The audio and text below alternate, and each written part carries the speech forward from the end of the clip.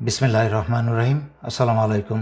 দেশপ্রেমিক বাংলাদেশি যে যেখানে আছেন, বিশেষ করে বাংলাদেশে সংগ্রামরত ছাত্রছাত্রী এবং দেশপ্রেমিক বাংলাদেশিদের জন্য অত্যন্ত গুরুত্বপূর্ণ কিছু তথ্য নিয়ে আমি এলাম। আমি এইমাত্র খবর পেলাম যে বাংলাদেশ সশস্ত্র বাহিনী কারফিউ জারি করেছে। আমি দুটো বিষয়ে কথা বলবো, খুব মনোযোগ দিয়ে শুনবেন এবং যেভাবে সম্ভব এটা বাংলাদেশিদের মাঝখানে ছড়িয়ে দিবেন, বিশেষ করে ছাত্রীদের মাঝখানে। প্রথম কথা হচ্ছে, কারফিউ বাংলাদেশে বহু হয়েছে আগে। কারফিউটা এখানে কোনো বিষয় নয়।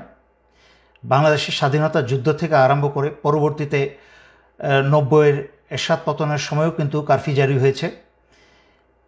কারফিউ দিয়ে কিন্তু কোনোদিন কোনো অত্যাচারী সরকারের পতনকে থামানো যায় নাই। এবং এমনকি 2007-8 সালেও কিন্তু কারফিউ জারি হয়েছে। তখনও কিন্তু সেনাবাহিনীর অফিসারদের কিছু বলস ছিল, কারণ যেভাবেই হোক, নাটকীয়ভাবেই হোক, রাজনৈতিক তথাকথিত নেতাদেরকে এবং চোর বদমাশদেরকে কিন্তু জেলে ভরেছিল। কিন্তু এখন তো সেনাবাহিনী অফিসারদের কোনো বিচিই নেই, বলসই নেই। এবং বর্তমানে সেনাপ্রধান, গত লাইভে আমি ভদ্রভাবে ওনাকে বলেছিলাম দেশ এবং জনগণের পাশে দাঁড়াতে। যদি উনি জরুরি অবস্থা জারি করতেন তাহলে সেটা দেশ এবং জনগণের পক্ষে হতো, কারণ জরুরি অবস্থা জারি করা মানে হচ্ছে স্বৈরাচারী শেখ হাসিনা আর ক্ষমতা নাই। কিন্তু আমি যতদূর শুনেছি কারফিউ জারি করা হয়েছে। এর পিছনে ছোট্ট করে আমাকে একটু ব্যাকগ্রাউন্ড বলতে হয়। এই বর্তমান সেনাপ্রধান জেনারেল ওয়াকার স্বৈরাচারী শেখ হাসিনা আত্মীয়। তার কিন্তু লেফটেন্যান্ট কর্নেল হওয়ার যোগ্যতা ছিল না। ওনার শ্বশুর সেনাপ্রধান হয়েছিলেন, সেই সুবাদে স্টাফ কলেজ করে এদিক ওদিক করে ওনাকে আমি অনেক অল্প বয়স থেকে, মানে মেজর অবস্থা থেকে ওনাকে আমি চিনি। সাদা মানুষ ছিলেন, তেমন কোনো ব্রেইনওয়ালা মানুষ না। কারফিউ দিয়ে বর্তমানের বাংলাদেশের ভয়ঙ্কর পরিস্থিতি থেকে দেশকে সামাল দেওয়ার মতো ক্ষমতা এবং যোগ্যতা কোনোটাই ওনার নাই। আমি অবাক হচ্ছি যে ওনার সেই যোগ্যতা না থাকতে পারে, কিন্তু বাংলাদেশের অন্যান্য ডিভিশন কমান্ডার এবং জেনারেল যারা আছেন তাদেরকে তো বেশিরভাগই আমি চিনি। ওনারা কি করছেন? ওনারা কি আঙুল চুষছেন? ওনাদের অনেকেই তো আমি জানি যে প্রফেশনাল মেরিট আছে, যোগ্যতা আছে। সাহসিকতা না থাকতে পারে তারা তো এই সেনাপ্রধানকে বলতে পারতো যে আপনি জনগণের বিরুদ্ধে যাবেন না। কিন্তু যেই জিনিসটার আমি ভয় পাচ্ছিলাম সেটাই হলো। আমি জানতাম যে স্বৈরাচারী শেখ হাসিনার সর্বশেষ শয়তানি হবে দেশে একটা গৃহযুদ্ধ লাগিয়ে দিয়ে যেতে। সে পালানোর আগে দেশে একটা গৃহযুদ্ধ লাগিয়ে দিয়ে যাবে, এবং এই গৃহযুদ্ধে করবে কি, সশস্ত্র বাহিনীকে জনগণের শত্রু বানিয়ে দিয়ে যাবে। দেশে যেন জনগণ এবং সশস্ত্র বাহিনী ইউনিফর্ম এবং জনগণের মাঝখানে রক্তারক্তি হয়, এবং এই সুযোগে স্বৈরাচারী শেখ হাসিনা তার দলবল নিয়ে পালাতে পারে। তার চেয়েও ভয়ঙ্কর অবস্থা হচ্ছে যে আমি অত্যন্ত বিশ্বস্ত সূত্রে খবর পেলাম যে ভারতের বাংলাদেশে শতখানিকের উপরে কিলার ঢুকিয়েছে। ঠিক যেভাবে বিডিআর হত্যার সময় বাংলাদেশে প্রবেশ করানো হয়েছিল, সেইভাবে বাংলাদেশে রয়ের কিলারদেরকে প্রবেশ করানো হয়েছে। শুধুমাত্র বেছে বেছে শনাক্ত করে করে ছাত্র নেতাদের এবং অন্যান্য নেতাদেরকে তারা টার্গেট করে হত্যা করার জন্য, ছাত্রলীগ, যুবলীগ, পুলিশ এবং রয়ের সেই সব খুনি মিলে, যা হয়েছিল 2009 সালে বিডিআর হত্যার ঘটনায়।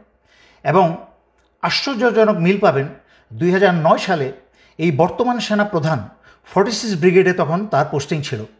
তাকে আদেশ করা হয়েছিল বিডিআর 1 নম্বর গেটটাকে অস্ত্র লাগিয়ে গেটটাকে উড়িয়ে দেওয়া, যেন সেখান থেকে সেই গেটের মাধ্যমে সেনাবাহিনী ঢুকে অপারেশন চালিয়ে বিদ্রোহীদের দমন করতে পারে এবং সেনা অফিসারদেরকে উদ্ধার করতে পারে। কিন্তু যখন এই জেনারেল ওয়াকার তখন অস্ত্র তাক করা এবং নিশানা করা সব কিছু প্রস্তুত হয়ে গিয়েছিল, হঠাৎ করে একটা ফোন আসে। সেই ফোনটা আর কেউ না, অবসরপ্রাপ্ত জেনারেল তারেক সিদ্দিকীর কাছ থেকে সেই ফোনটা আসে। তাকে বলা হয় অস্ত্র গুটিয়ে নিয়ে সেনানিবাসে ফেরত যেতে। তখনই সে সেনাপ্রধান কারোর আদেশ শুনে নাই, সেনানী বাহিনীর কোনো আদেশ শুনে নাই। সে জেনারেল তারেক সিদ্দিকী সরাসরি আদেশ শুনে, চেইন অফ কমান্ড ভঙ্গ করে সে জেনারেল তারেক সিদ্দিকীর আদেশ শুনে অস্ত্র গুটিয়ে সেনানিবাসে চলে যায়, যার ফলে 57 জন সেনাবাহিনীর অফিসারদেরকে ভারতের এবং আওয়ামী লীগ মিলে হত্যা করতে সুযোগ করে দেওয়া হয়। সেই একই কাজ এই জেনারেল ওয়াকার আবারও করছে। ভারতের রকে যুবলীগ এবং ছাত্রলীগ এবং গোপালী পুলিশদেরকে ব্যবস্থা করে দিচ্ছে বাংলাদেশের মেধাবী ছাত্রদের এবং বাংলাদেশের অন্যান্য আন্দোলনরত যারা চিহ্নিত ছাত্রছাত্রী তাদেরকে হত্যা করার জন্য। আমি সেনাবাহিনীর সকল সদস্যের উদ্দেশ্যে বলছি, প্রথমেই সেনাবাহিনীর সদস্যের উদ্দেশ্যে বলছি, তারপরে বলবো জনগণের উদ্দেশ্যে। সেনাবাহিনীর সকল সদস্যের উদ্দেশ্যে বলছি, আপনারা দয়া করে ভুলেও এই ফাঁদে পা দিবেন না। আপনারা আদেশ অমান্য করুন, কারণ আপনাদেরকে সারা দুনিয়ার সামনে জনগণের শত্রু বানানো হচ্ছে। রয়ের কিলাররা বাংলাদেশ সেনাবাহিনীর ইউনিফর্ম পরে যেইভাবে বিডিআর হত্যার সময় ভারতের রয়ের কিলাররা বিডিআর ইউনিফর্ম পরে বাংলাদেশ সেনাবাহিনীর 57 জন অফিসার হত্যা করেছিল, ঠিক একইভাবে রয়ের কিলাররা বাংলাদেশ সেনাবাহিনীর ইউনিফর্ম পরে বাংলাদেশের ছাত্র জনতা হত্যা করবে। হাসিনা যেন এবং ভারত যেন তার দোষ বাংলাদেশ সশস্ত্র বাহিনীর উপর চাপাতে পারে। এর কারণ আমি অনেক লাইভে আগে ব্যাখ্যা করেছি। স্বৈরাচারী শেখ হাসিনা রাজনীতিতে এসেই ছিল তার বাবা এবং পরিবারের হত্যার প্রতিশোধ নিতে, এবং সংবাদ মাধ্যমে এবং জনগণের সামনে বহু মানুষকে সাক্ষী রেখে, বিবিসিকে সাক্ষী রেখে সে বলেছিল যে রাজনীতিতে ফিরেই এসেছে তার পরিবারের হত্যার প্রতিশোধ নিতে এবং সশস্ত্র বাহিনীকে, বিশেষ করে সেনাবাহিনীকে সে ধ্বংস করে ছাড়বে। তাই আমি আপনাদেরকে স্মরণ করিয়ে দিচ্ছি শয়তানের পথ থেকে দূরে ফিরে আসতে এবং নিজের বিবেককে কাজে লাগাতে, নিজের দেশের জনগণের উপরে নিজে তো দূরের কথা অন্য কাউকে অস্ত্র চালানোর সুযোগ দিবেন না। আপনারা কারফিউ থেকে জরুরি অবস্থায় ফিরে যান। সেনাপ্রধানকে প্রয়োজন আপনারা অস্ত্র ধরে বসেন। আপনারা কেউ এই কারফিউতে যাবেন না। আপনারা ক্ষমতা হাতে নিয়ে নিন, দেশের দায়ভার আপনারা ক্ষমতাভার হাতে নিয়ে নিন, যেন বাংলাদেশের জনগণকে কেউ হত্যা করতে না পারে। আমি আবারও স্মরণ করিয়ে দিচ্ছি, ভারত এবং আওয়ামী লীগ তথা শেখ হাসিনা মিলে জনগণকে হত্যা করে সেই দায়ভার আপনাদের উপর আজীবনের জন্য চাপিয়ে দেবে। সর্বশেষে বাংলাদেশ সশস্ত্র বাহিনীকে পঙ্গু করে ধ্বংস করে দিয়ে যাবে সে যাবার আগে।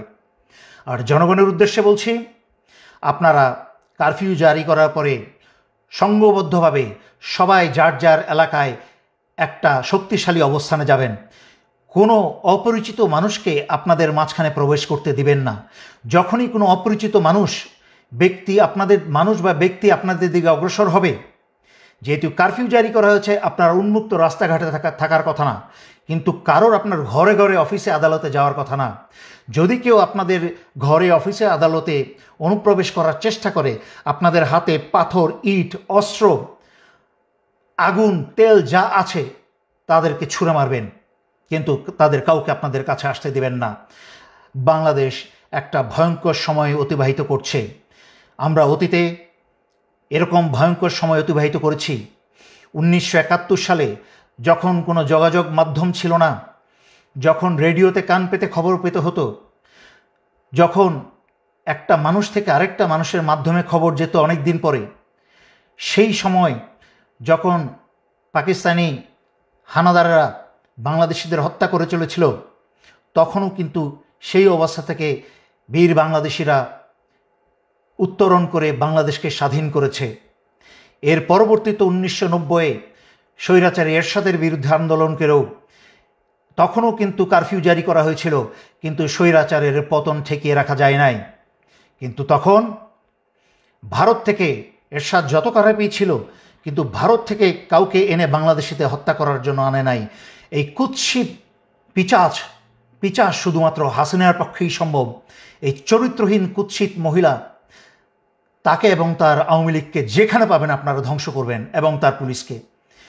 আমি আর কথা লম্ব না করে সশস্ত্র বাহিনীর প্রতিটা সদস্যকে আমি স্মরণ করিয়ে দিচ্ছি, বাংলাদেশে গৃহযুদ্ধ লাগাতে যাচ্ছে স্বৈরাচারী শেখ হাসিনা।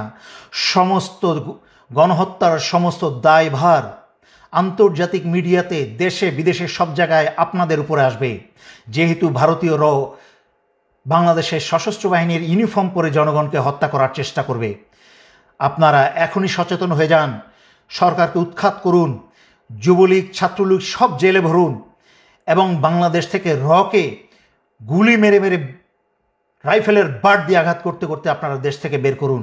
দেশের সার্বভৌমত্ব এবং স্বাধীনতা এবং অধিকার আবার বুঝে নিন। দেশের জনগণ ভয় পাবেন না। সমুদ্রে পেতেছেন শয্যা, শিশিরে কি ভয়, রক্ত দিয়েছেন, হার মানবেন না। যদি এখন হার মেনে যান, রক্ত যা দিয়েছেন সব পানিতে জ্বলে যাবে। মনে রাখবেন, যারা রক্ত ঝরায় তারা ইতিহাস পরিবর্তন করে। এখন আমাদের ইতিহাস পরিবর্তন করার সময়। আল্লাহ আপনাদের সকলের সহায় হন এবং আল্লাহ বাংলাদেশ এবং বাংলাদেশের জনগণের শত্রুদের উপরে উচিত শিক্ষা নাজিল করুন। আল্লাহর তরফ থেকে এই শুক্রবারে জুম্মার নামাজের দিনে আল্লাহর কাছে প্রার্থনা করছি, আল্লাহ বাংলাদেশ এবং বাংলাদেশের জনগণের সাথে থাকুন এবং আপনাদের সহায় হন। এই বলে আমি শেষ করছি। ধন্যবাদ। আসসালামু আলাইকুম।